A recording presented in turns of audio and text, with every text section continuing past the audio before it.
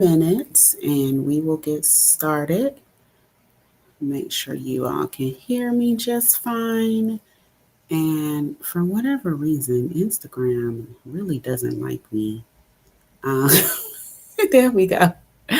When it is time to go live.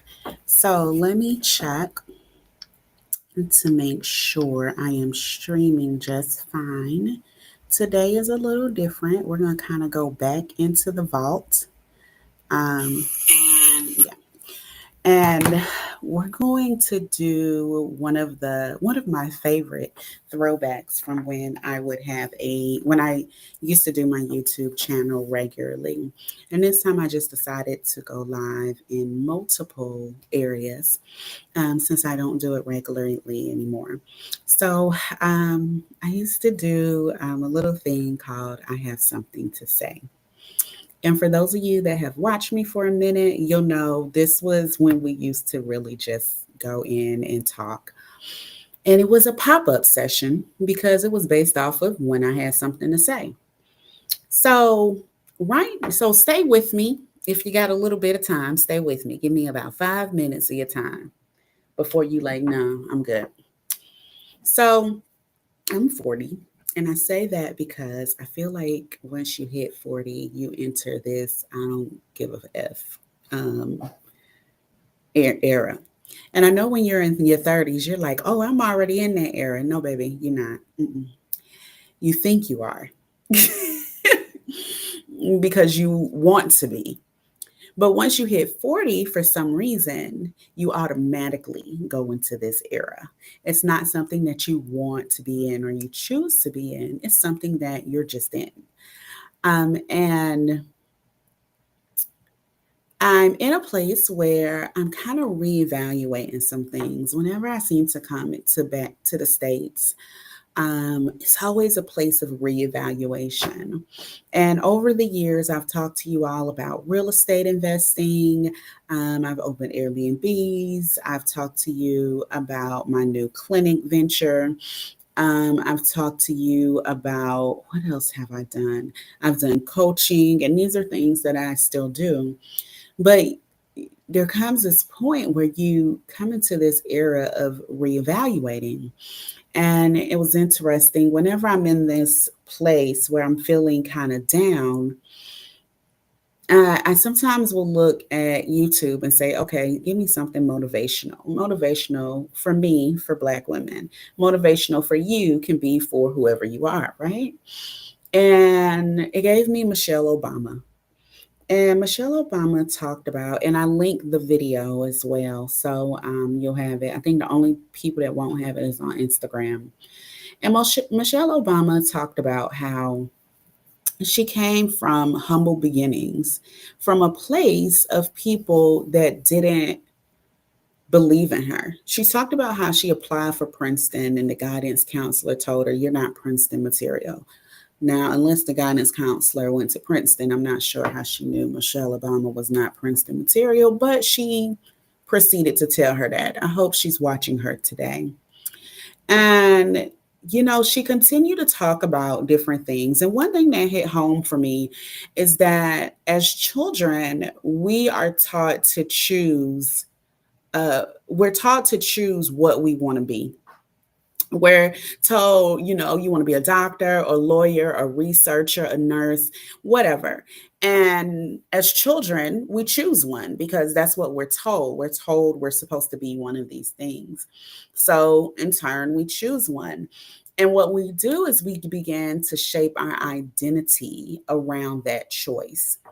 Instead of figuring out who we are at our core, we begin to do what needs to be done for that particular occupation.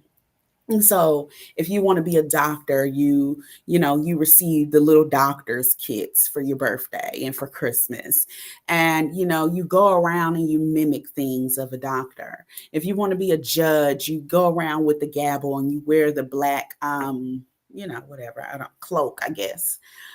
But you do these things because this is in turn who you are, despite if this is who you ever wanted to be or not, right? And she said, for me, for Michelle Obama, it was a lawyer. That's what she wanted to be. That's what she went towards. And what she found was that later, she didn't want to be a lawyer. But she had done all of these things that made her say, hey, I want to be a lawyer. And when you look, and so when she did things, so later in her life, she did things outside of law. She worked with nonprofits, she worked with the mayor's office. But when we look at who we've shaped ourselves to become, we've shaped ourselves in the way society has kind of told us to. For me, I always wanted to be a doctor, because that was one of the things I was given. I was never given the option of being a physical therapist. I was never given the option of being a radiologist, all of these different things that are out here in our medical field. But that was not something I was told I can do. You were either a doctor or you were a nurse. There was nothing else, right? And I shaped myself to become that. So what happens is you get into an era within your 30s, and psychology will tell you this, 30s, 40s, and you begin to start questioning who you shaped yourself to become. As you get closer to retirement age, that question becomes even brighter in your mind, because now you're no longer your job. Your occupation no longer sees you as productive as you get older. So if you're not considered productive anymore, then who are you? Because you became your job. And for me, I feel like that hit home for me, because as a person that has left the occupation per se, and now I do my own thing, I find myself reevaluating who I am. And, that title doesn't just go for your occupation, that title also goes for who you are as a parent. Once your children leave, who are you? You're still their parent. Oops, of course. Occupation. Sorry, I'm trying to. And now I do my. I'm trying to check the comments. So that has a lot to do with how you shape yourself. So once your children leave out, you go through another stage of, who am I? What do I do now? I'm not such and such mom. So now who am I? If you've been married your whole your children's whole life, and then you get divorced, that's not uncommon. That after the children move out, you realize, I don't really like you anymore, or we just don't have anything in common anymore. And then you all get divorced and you reevaluate, who are you? Because you've always aligned yourself with a title. Whether you've tried to do it or not, you've always been very aligned with that title. I was very aligned with being a nurse. I was a nurse since I was 21, very aligned with it. And when you're not that, you start to question, then who am I? And that's a question that we should ask ourselves more than not. And, I have to say, we look at the younger generation, like my daughter's generation, she's 22, and we think that they're lost, right?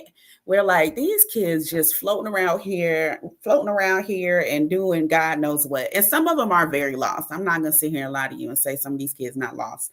However, I look at my daughter, and there are things that I've really looked up to her about. And there's some things that you would consider simple. My daughter and my sister, they're a year apart. They were the first Black females I saw wear their hair naturally with pride.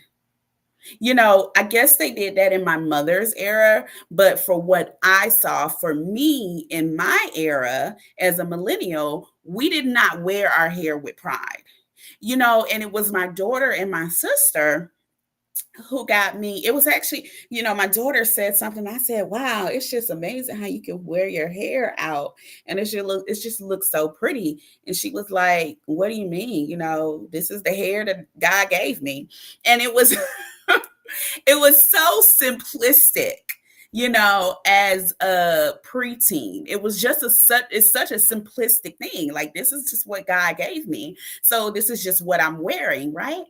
But for me, as a millennial growing up, we were talked about for our hair. We were talked about our hair being too nappy, our hair, not being straight enough. You were permanent. It was falling out. You didn't want to do straightening combs anymore.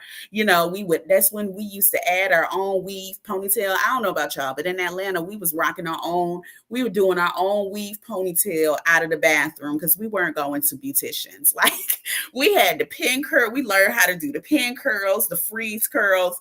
You went to the beautician when you went to prom. That's when you went to the beautician. You got perms, and if your hair fell out, your hair just fell out. You just had to wait for it to grow back like that.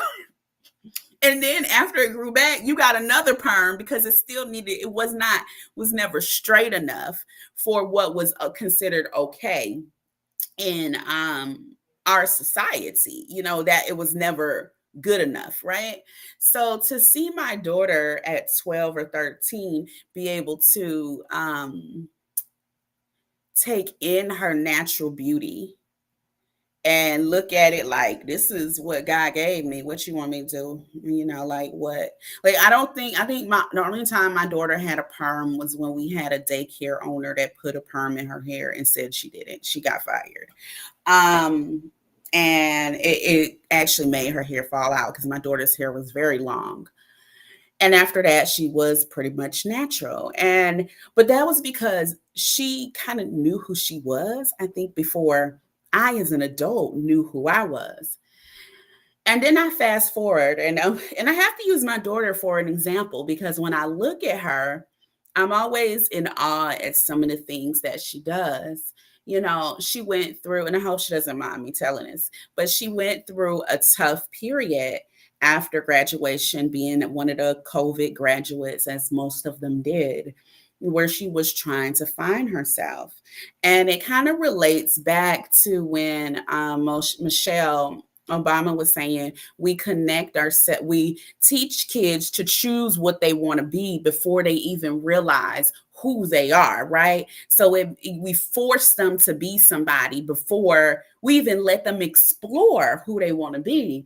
And I remember she was supposed to go to college, and then she wasn't going to college, and it was back and forth. And one day we sat down and she just said, Mom, I just don't know what I want to do.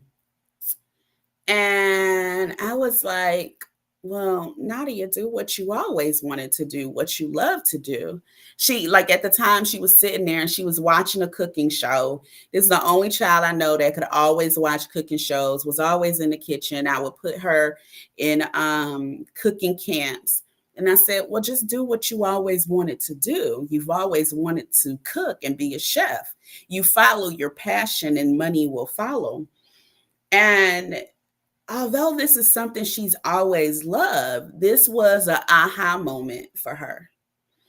And up to this point, she had felt lost, or at least I viewed it as her being lost. But the thing is, you can't find yourself unless you lose yourself a little bit, if that makes sense. And from that moment, when that light bulb went off, everything just fell into place. She now lives in New York. She's working, she's in school, and all of this is in her culinary field.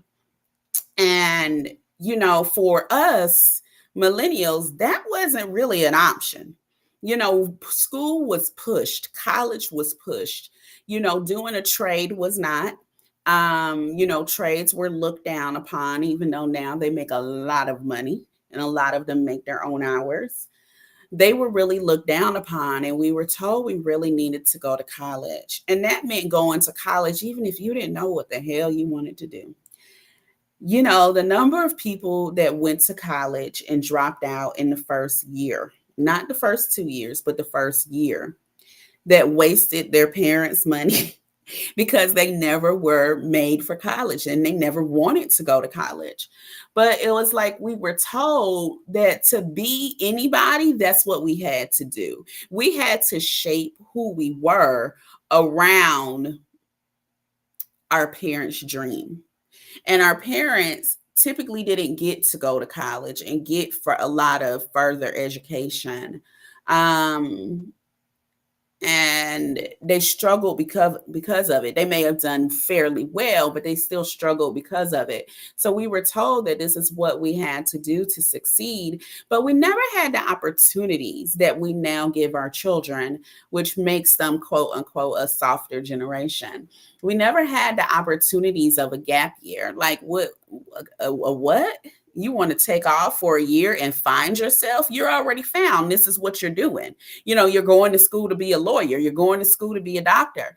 You didn't have time, and you went from high school directly into college, directly into the workforce, whether that worked for you or not. And then some of you got married, had children, and till this day, at your big age of whatever it is, you still have not taken a moment to figure out who the hell you are. You still have not found yourself. You are still searching for who you are. But the generation behind us, oh, they take a lot of find myself time. They take a lot of time looking at their emotional stability.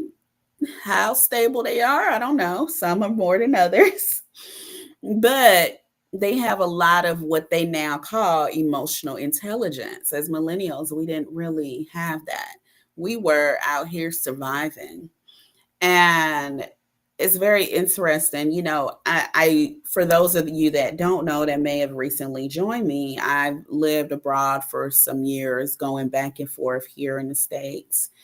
And in living abroad, I've met so many people, and I've seen people in so many facets of life, and so many different careers, from, the poorest of the poor to the richest of the rich. And one thing that I have found with most cultures compared to Americans is that we possess the most money. However, we are the unhappiest people. We are in constant motion. We never get a moment to enjoy what we have, what our riches are. We never get a moment to really bask in our successes, because as soon as we accomplish one thing, we move on to accomplish the next thing. We're very task oriented. We go down a list and we just check, check, check, check. And at no time do we really get to sit there and bask in our enjoyment, on our fulfillment of what we've done. And a lot of that, I think, is from the way we were raised as children. A lot of us were raised that schooling was what you got praised for. And hell, if you were, like Caribbean and all of that, y'all didn't get praised for for schooling. Like, that's just what y'all were supposed to do. Like, these are the grades you were supposed to make. You were held to this standard. So you may not have received any praise there at all. It may not have been until you got that degree that you received praise. And when your praise is tied to what you accomplish and not to who you are, it can make you very task oriented. It can make you that perfectionist. It shapes who you are. The way you're raised as children shapes who you are. And I think for all of us as parents, we're always like, man, I wish I could have done better, and then stand in the other. And I mean, I think parenting comes with a handbook now, and they're still screwing it up. So whether or not it came with a manual, every child is different. And you can't, I mean, what you may be able to do that gentle parenting for some, but that ain't going to work for others, right? And we don't always take a moment to sit back and think about how we're shaped. That's why for some therapists and psychiatrists, they say to talk to your inner child, your younger self. I have a hard time doing that, but I definitely understand. I don't know. There's that stigma to me with talking to yourself. That again, one of those things from childhood. But there's always something, right? There's something there. But when I said today, I have something to say. And when I used to do this, we've talked about so many different things, and I try to just be uplifting just because I think that's who I am. But I think today I really wanted to talk through this because this is something that I feel like I'm going through to an extent. I'm at a point where I don't really, I know who I am. I've gone through the whole finding myself. I've taken time where I have not worked and I've focused on myself and I've traveled the world and I've done different things. But that doesn't change the fact that sometimes that things are always changing. For example, I do an Airbnb, actually a midterm rental in the States. And for the first time in maybe 4 years, I have had a vacancy more than a week. Like in 4 years, I have not had, unless I'm doing renovations, I have not had a vacancy longer than a week. And for a lot of people, they would say, wow, wow. But for me, I look at it as a failure. And, I had to talk through this. I feel like therapists need therapists. Everybody needs somebody objective that they can talk through. And I realized that I was aligning myself with something not doing well, because am I a failure because the market is shifting? That doesn't make me a failure, right? It doesn't make the business a failure. I mean, how many businesses can say they've not been had any vacancies in more than a week? However, the perfectionist, and the person that I was taught to be makes me automatically align those two. So, I was talking to a friend and I was asking her, do you do the same? She's actually a judge and she's not working right now. She lives abroad as well. And she said, I actually do. It's like when my savings goes below a certain level, and some of you can probably attest to this, you start to feel like you're failing. You start to feel like you're losing the grip on life, on what's going on. And it's a false sense of security because money comes and money goes, right? The same way we made the money the first time, we can make the money again. But we definitely align ourselves with things that we sometimes don't have control over instead of internalizing that you yourself, and this is questionable. First of all, whether you should view yourself as a failure or a success. You may be successful in some things and you may be bad in other things, right? But should you yourself be considered either or? That becomes one question, because why are you either or? You know, why aren't you just you? Because you as a person are a genuinely good person. Most people are genuinely good people, right? And try to genuinely be good people. So why do you align yourself with this job? I remember seeing a friend on Facebook, and it was so difficult. He had degrees, he had experience, but for over a year, he had a very, very hard time finding a job. And in his Facebook post, and I don't think people realize this, that over the year, I could see the change in him in his Facebook post. I could see the depression kicking in. I could see the sadness. I don't think people realize how much emotion comes over your Facebook posts. Your anxiety, your agitation, your depression, your sadness, your happiness, your glee.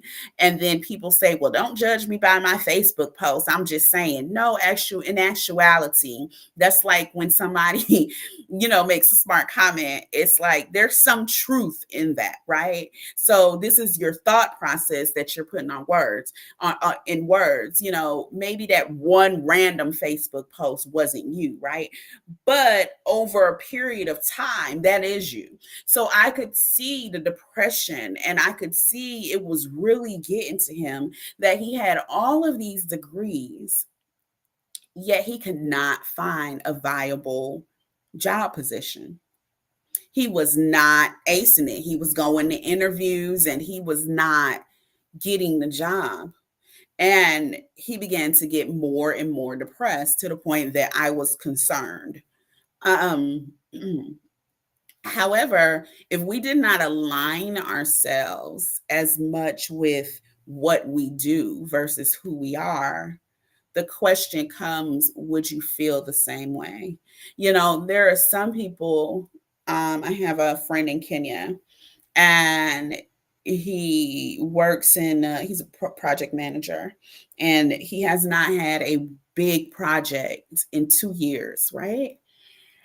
And I talked to him and I'm like, man, this is really a lot for me, because, I'm normally, my Airbnb is full, and, my one in Kenya, my Airbnb in Kenya is doing really well, right? But the one here, it's not doing as great as it has done in the past. And I'm like, oh, I really feel like I'm failing, da da da da da. And he says to me, because perspective is everything, he says to me, do you have food? Well, yeah, of course I have food. Do you have a house with heat? Well, yeah, I have a house with heat. He said, babies in Gaza don't even have anything to eat. And I said, well, yeah, I understand that, but I live here. And although I see that and I'm sad for that, right? That's not my reality. And he said, but it is reality. And that it is reality. That is reality for somebody. Um, when I'm in Kenya, I have friends that they just eat rice. That's all they can afford. They work a full-time job, major corporations. All they can afford is rice. And that's what they make it on. Imagine. And that's why I say perspective is everything, because what we see as poor here, we hadn't really seen poor. But until you see it with your own eyes, it's not your reality. So I really had to take a step back from myself, and, his viewpoint that success is coming, these things are coming, you're setting the building blocks for success. And there just may be some things you need to tweak or some things that you need to change. But success is there. It's coming, right? And as an American, that's not our first thought process when things aren't going well. We get very down on ourselves. We have a very, very difficult time. And the more we try, I'm trying to see something. The more we try to fix the problem, sometimes the deeper the hole we go into, because we can't see, we have very tunnel vision. We only see America. We only see what's right here. We don't see what's out there. Hell, not even just we see America, we only see our neighborhood. I remember when I was younger and I realized that there were homeless people that lived behind the Goodwill down the street. And I was like, wait, we have homeless people in this county? Because we don't see.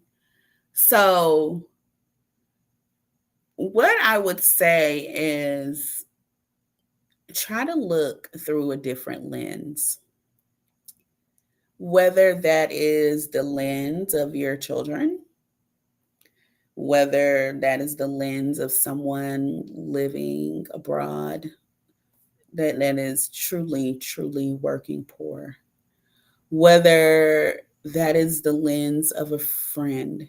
You know, sometimes we have friends that's doing amazing things and we're envious.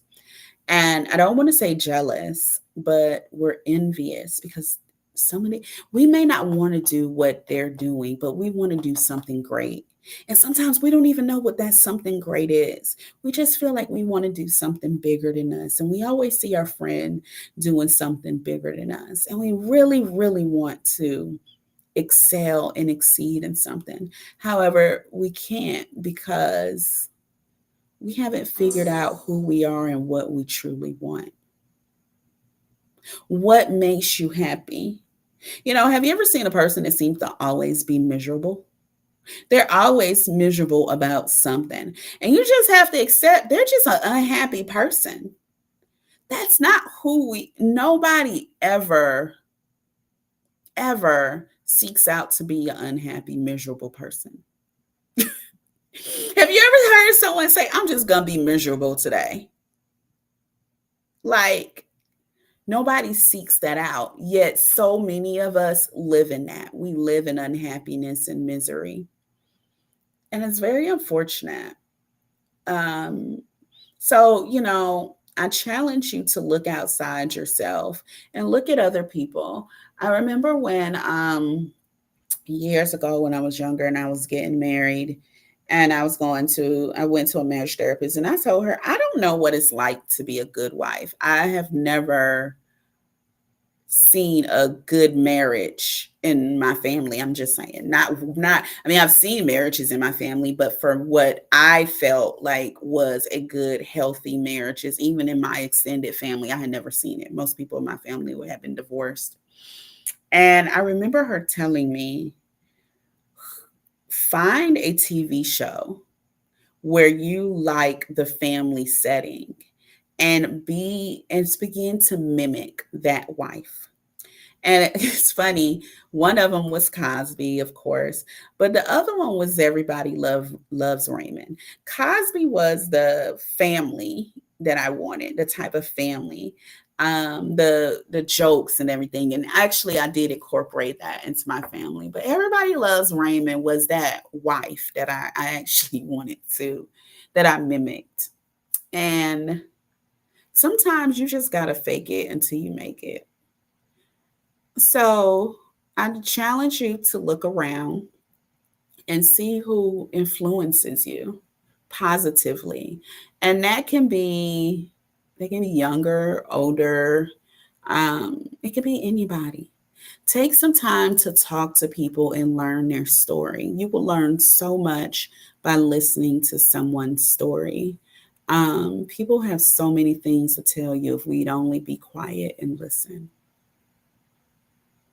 I mean, the things I've learned over the years from other people, the lessons and the growth I've had because of it.